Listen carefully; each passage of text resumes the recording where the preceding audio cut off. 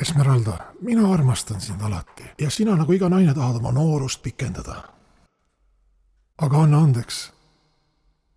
Mina sind kosmetoloogi juurde lasela, sest ei ole jäänud ühtegi protseduuri, mida sa ei oleks läbi teinud. Kõik hakkas lihtsatest asjadest. Alguses natuke kulmud, natuke kõrvad, siis nina, siis juuksed, siis tagumikku suuremaks, siis kopsud suuremaks, jälle väiksemaks, siis jälle see operatsioon, too operatsioon, ma ei tea need nimetusi isegi. Ja niimoodi edasi-tagasi, lõputu ring, minu rahakott.